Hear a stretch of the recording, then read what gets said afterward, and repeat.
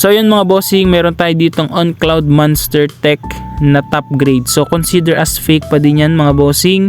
So tignan natin kung ano ba yung pinagkaiba ng legit sa fake mga bossing. So check natin yung tag. Sa tag malayong malayo na dun sa authentic mga bossing. Parang pinatong lang yung tag nito mga bossing. Then yung outer sole nya may katigasan. Unlike dun sa legit na OnCloud Monster mga bossing na malambot yung outer sole nya. So ito, papakita ko sa inyo yung legit mga bossing. So ito mga bossing, papakita ko sa inyo yung pinagkaiba ng OnCloud na legit dun sa fake na pinakita ko sa inyo kanina. Ibang iba yung material niya. Ito, napakalambot ng kanyang outer sole. Unlike dun sa fake, napakatigas. Then yung texture pa lang niya, pag hinawakan nyo siya, ibang iba yung sa legit. Size tag, kung mapapansin nyo, iba talaga yung pagkaka-intact ng kanyang tag, unlike dun sa isa na parang dinikit lang ng show glue. Ang insole kasi ng mga fake nagagaya na din nila halos, pero wala silang ganito din yung sa fake.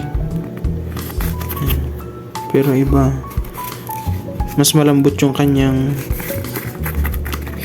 insole unlike dun sa fake. Iba yung texture. Then sa stitching, ito, ang ganda ng stitching nito. Sa sa Hoka mga bossing, para lang may idea kayo, pag hirap kami minsan i-legit check yung Hoka, usually dito kami nagbe-base dito. Yan, kapag may ganito, yung parang dot na yan. Diyan kami minsan nagbe-base kung authentic yung Hoka na aming nakukuha. Tapos dito yung sa ganito niya, yung sa fake iba eh. Ito parang rubberized type siya na material. Iba talaga pag hinawakan mo yung authentic sa fake. Ito nagagaya na din to ng fake eh, yung ganito. Pero talaga pag nakahawa ka ng authentic na OnCloud, makakuha mo agad kung legit o hindi yung makukuha mong sapato. Tapos mga bossing, kapag yung legit na OnCloud, isa pa, nag-reflectorize to eh. Yan, reflectorize to. Yan, ito, yan, reflectorize.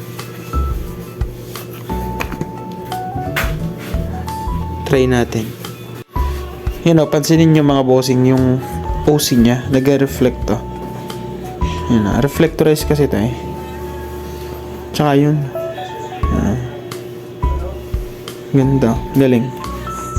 Kaya minsan pag nag-arrival kami, kahit patay ang ilaw, alam namin OnCloud kasi nag-reflect yung kanyang material na yan. Galing.